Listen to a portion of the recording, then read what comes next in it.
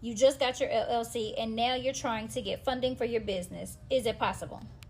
The short answer is yes, but there are a few steps that you have to take in order to get approved for this funding, so make sure you save this video and watch it until the end. So more than likely, if you came across this video, you've been doing research on how to get funding for your new LLC, and you've probably came across a few videos that talk about things called no-doc loans. I'm going to get into how you get funding and explain what no-docs mean. First, let's get into what no-docs actually means.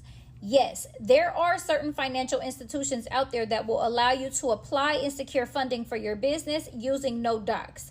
But that does not mean that they don't verify the income in some type of way. All it means when they say no docs is that you don't have to physically provide the documentation for your business. They use other measures to verify income and all the other aspects of the business by doing things like, number one, they might ask you for your login information for your bank account so they can see all of your transactions and verify your monthly income.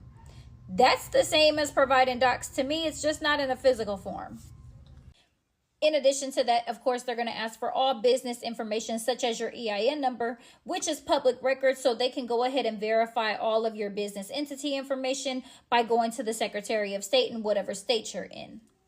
So yes, although there is such things called no-doc loans, it doesn't mean that you can go secure funding just based on an application and don't have any proof to support how you're going to give these people back their money. It does help those that started a business, they are generating a good amount of income, but they haven't filed taxes yet because it's a new business. But they have everything else to support that this income is coming in and that they're able to pay back this amount of this loan. Now, outside of the no-doc loans, let's talk about how you can obtain business funding realistically when you're just now starting an LLC. And for the purpose of this video and from my own personal experience, I'm going to go ahead and give you how it works for Chase and Bank of America. Now, after you format your LLC, you're going to go open a business checking account. Yes, you are going to need a business checking account if you want your chances of approval to be higher. Now, I'm just going to be honest. If your ultimate goal is to get business funding, it is going to be a lot easier and better when you're able to start off making a minimum deposit of at least $5,000 while you're opening this business checking account.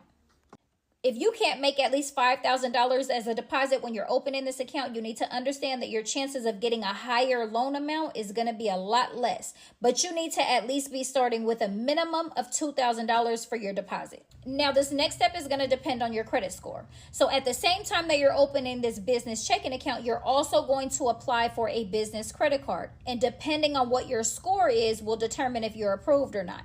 You need a minimum of at least a 680 score in order to get approved for a business credit card. If it's not a minimum of 680, then you're going to have to go for the secured card. So if you started with $2,000, you're going to use $1,000, apply for their secured card, and you're going to use that $1,000 to fund that secured card. The other $1,000 you're going to deposit into the business checking account.